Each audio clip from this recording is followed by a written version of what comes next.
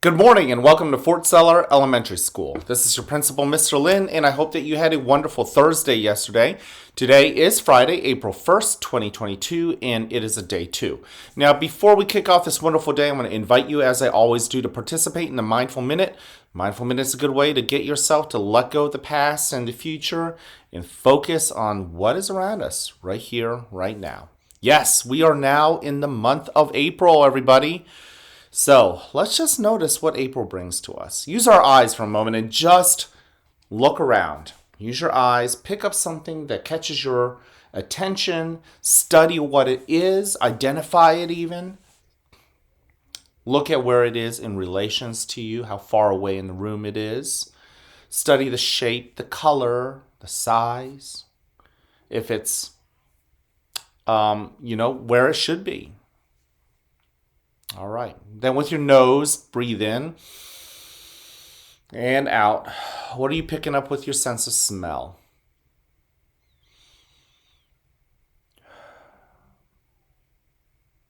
Yeah, and what does it remind you of? With your ears, just pause and listen. What do you hear? Might be hard for the computer to pick up here, but it's windy and stormy outside. I could hear the wind. I could hear the rattling of the windows. What do you hear? And it's funny that I didn't even notice those sounds until now when I was paying attention. And then finally with your skin, what are you picking up with your sense of touch? Whether it's the temperature, the clothing you're wearing. And if it's clothing you're wearing, notice it. What does it feel like? Is it a stiff type of clothing you're wearing, or is it soft? Things like that. All right, let's move on to our breathing exercise today.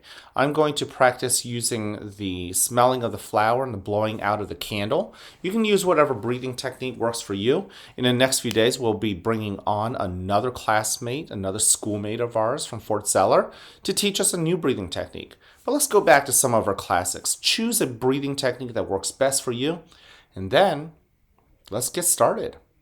Notice your body, notice the chair holding you up. Notice your weight. Notice your feet on the floor. Let's go ahead and take that first breath in. Fill your belly full of air and then slowly let it out. Let your shoulders relax. Allow yourself to settle into this moment. Go ahead and breathe in again. Nice and slowly, and then even slower, let it out through your mouth. Let your shoulders once again relax. You have to give yourself that permission. And as you breathe in again, notice where your brain is, notice where your mind is. And as you breathe out, if you notice your mind is thinking about anything else other than here, just simply draw your attention, tug it back here, and anchor it in your breathing. Breathe in. And breathe out. Now, while we're at it, go ahead and notice as you breathe in, your body, scan through, put a spotlight on a part of your body you hadn't thought of too often as you breathe out. Notice how it feels. Identify where in your body it is. Breathe in. If it feels refreshed, notice what sensations it is giving you. And as you breathe out, perhaps it's fatigued or tired or sore. Notice what those feelings feel like. Now as you breathe in again, notice what emotions and feelings you brought to school today. Some of those feelings might be easy to identify. Maybe you feel happy. Breathe out. But dig deeper. Perhaps there are other feelings, maybe feelings that aren't as pleasant. As you breathe in, maybe you're feeling frustrated about something. Nervous perhaps even. As you breathe out, give yourself permission not to push them away, not to ignore them, but to actually let them into your heart. Unpleasant feelings, breathe in, or pleasant feelings alike, let them into your heart. Try to understand them, try to notice how they feel, and allow yourself to truly experience those feelings. In a moment, you'll hear a bell or a chime. Listen to it as it gets quieter and quieter.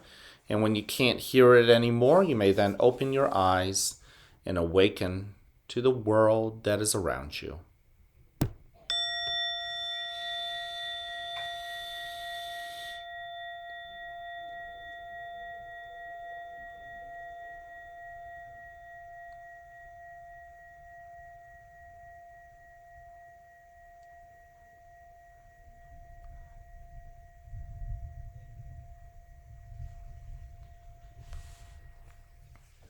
Welcome to a new day right here at the fort where you are loved, where you are cared for, and where we want you to succeed.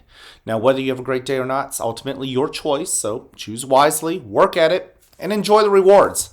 At this moment, please stand. Join me for the Pledge of Allegiance.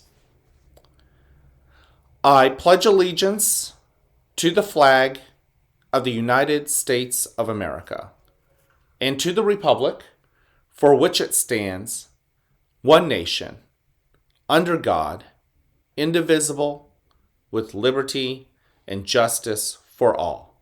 Thank you. You can go ahead and take a seat. I want to thank you. Thank you for joining me in this mindful minute. So many of you guys are still practicing with me. You know, sometimes when I walk through the hallways, I look in and many of you guys are being respectful. At least you're being quiet, right? Letting other kids practice a mindful minute. But there are a few of you guys, I notice you. Some of you guys have been doing it with me every single day, and maybe that's part of your routine. And I love that. Hopefully you are beginning to practice it. You know, you may remember my friend on Monday, Miss Krista, and she says that she does a mindful breathing right before lunch. You see, it doesn't always have to be in the morning. It can be any time you feel like it's appropriate. Find a habit and choose a time in the day when you can just pause and notice that there are great things going on around you. All right, we have 3 expectations here at the school. You know what they are. Number 1, be respectful to yourself as well as to others. Use your ears, use your eyes, give them your attention when it's their turn to express themselves. And then when it's your turn to share your thoughts and feelings and opinions, well, guess what?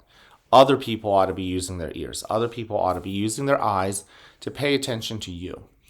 Now, at the end of the day, when you look yourself in the mirror, I hope you're proud of the things you've done because you should be. I do believe in the integrity of all of you guys. Are you doing the right thing even when no one else is looking? Okay. Now, our other B is being responsible with our hands and our feet, the words that come out of our mouth, and how we think. Now, recently I had to talk to some kids on the bus about things that we shouldn't bring to school, right? There are some things that you might say go out camping with, but you would never bring it to school, right? Think about some tools that are tools when you're camping, but you know what? They might be scary or maybe even seen as a weapon at school. You see, being responsible also means knowing your audience, knowing your setting.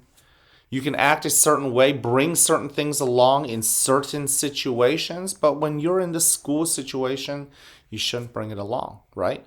So being responsible isn't just with our hands and our feet and our mouth and our heads, but guess what? It's also the things that we own. Are we using things the right way? Are we bringing them to appropriate places? Okay? So think about the things you brought in your book bag or in your pocket today.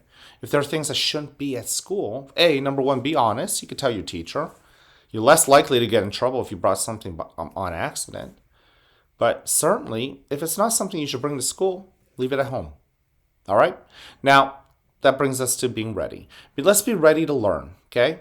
When we think about what we put in our book bags and in our pockets, coming to school, you want all the tools for learning, right? Pencils are important. Books, your notebooks, your folders, all of those are important for this situation. So you want to be ready to learn. But don't forget, it's also about being ready to fail. But failing is not a bad thing. Failure is a good thing if you learn from it. If you dust yourself off and keep trying. More of you guys at lunch, I have been sharing with me some stories when you have chosen not to give up. Yesterday, there was a first grade girl who just pulled up to me and just said, you know what, Mr. Lin, I'm not giving up today. And I love it. That's music to my ears, guys. You know what I said back to her? I said, I hope she never gives up because she's a tough girl. Okay? And finally, that brings us to our character trait of April, and we are in the first day of April, which is great. It's perseverance. Don't give up. Keep on swimming, right? Just like Dory says. Keep trying. Keep trying. If you fail, keep trying. If you fail, keep trying. If you fail, keep trying. Keep going, okay? Can't wait to see you guys in action showing that perseverance. But for now, I want you to know this enduring message. You know this message is true no matter what, and that is this. I love you just the way you are. I want you to go spread that message to other people. The adults that sometimes might rub you the wrong way, but you know what? They care. Tell them thank you. Tell them you like them just the way they are. Your friends and your classmates, the ones you get along with, even the ones you don't get along with, tell them thank you. and that you like them just the way they are. All right?